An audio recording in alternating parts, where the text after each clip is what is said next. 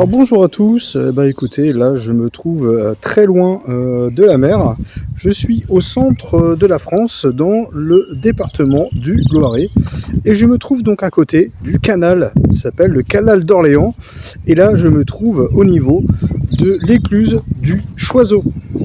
Alors pourquoi je vous fais cette vidéo? Parce que moi je suis natif d'ici en fait, hein. Je suis né dans cette région et ensuite, quand j'ai grandi, quand je suis devenu ado, je suis parti de cette région et j'ai commencé à faire ma vie en Bretagne. Mais en fait malgré tout, j'étais toujours au contact de l'eau. Alors là c'est sûr, pour mettre un voilier c'est un peu compliqué, hein.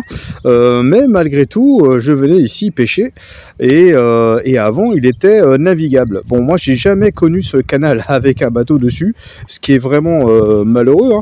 Mais j'espère qu'un jour on verra peut-être des embarcations venir sur ce canal. Alors en fait le canal d'Orléans, malheureusement c'est une voie d'eau qui a été désaffectée donc en 1954 et elle a été réhabilitée au fur et à mesure du temps depuis 2025 pardon. Donc elle se situe donc dans le Loiret comme je vous l'ai mentionné. Donc ce canal mesure 78 km,65, c'est hyper précis. Donc il relie donc la Loire au canal du Loing et au canal de Briare, qui est aussi connu, qui lui est navigable, hein. Le canal de Briare, d'ailleurs, il y a des espèces de bateaux de touristes, hein, des petites péniches où on peut louer et on peut partir donc à l'aventure sur ce canal qui est magnifique. Et en plus, il y a le fameux pont canal de Briare qui est très très connu, qui est vraiment à faire, hein. Alors on va partir sur un peu d'histoire, hein. Donc ces écluses ont été entièrement refaites en 2022, donc c'est pas si vieux que ça, hein. Donc elles sont en chêne massif, hein. Vous voyez bien le truc, et puis on les ouvre à la force des bras, hein. Voilà, à l'ancienne, hein. Donc là évidemment elles sont en position fermée, hein, pour assurer donc l'étanchéité, mais elles sont en mode de fonctionnement, et vous voyez bien la profondeur donc de cette écluse, hein, où c'est pas large du tout quand même, hein. Donc vous voyez bien à l'époque c'était vraiment des barges de transport pour la marchandise. Donc cette écluse là elle est vraiment particulière parce qu'elle était quand même construite donc au XVIIe siècle, donc c'est quand même fantastique, et on se rend compte qu'à cette époque là, hein, quand on construisait des choses, ça tenait quand même, hein. Alors à chaque écluse, il y a la maison de l'éclusier en fait, hein, qui s'occupait donc de l'arrivée donc des barges, donc avec on peut dire les marins, hein, qui surtout les chevaux, hein, qui eux tractaient donc la barge, parce qu'à l'époque évidemment il n'y avait pas de moteur, hein.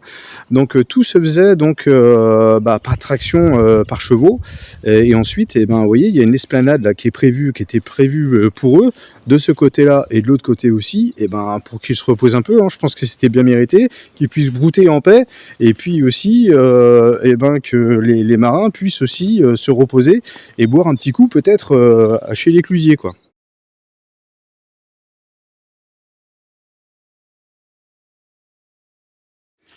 Donc moi c'est quand même un monde qui me fascine, hein, parce que effectivement nos anciens nous ont laissé quand même des merveilleux ouvrages, vraiment magnifiques. Vous voyez bien ces pierres, ces systèmes vraiment hyper simples mais hyper efficaces en fait, hein. Et je trouve ça complètement génial, et qui fonctionne encore maintenant. Je trouve ça super. Alors le système en fait il est très très simple, hein. Voilà, ça c'est les deux vannes à cliquer, hein, donc évidemment manuel, hein, vous imaginez bien. Donc l'eau en fait est aspirée donc ici, hop, le débit d'eau donc est contrôlé par ces deux vannes, et ensuite, je vais aller de l'autre côté pour vous faire voir, l'eau remplit donc cette écluse, hein, qui est ici. Et évidemment au fond on ferme les portes, hein, on est bien d'accord, hein, sinon ça sert à rien du tout. Et l'eau en fait ressort ici en fait, voilà. Et là voilà, il y a quand même un sacré trou, donc ça fait un sacré débit, et l'écluse comme ça se remplit tranquillement à niveau, quoi. Évidemment après, quand le niveau est atteint, on ouvre ces deux portes là, vous voyez bien elles sont pas si hautes que ça en fait, hein. Et là en plus il n'y a plus de pression vu que le niveau d'eau est identique. Et ensuite, sur les portes du fond là-bas, il y a pareil, il y a une autre vanne à cliquer qui est sur une porte. On ouvre cette vanne, l'eau s'évacue dans l'eau de bief, et comme ça l'eau redescend.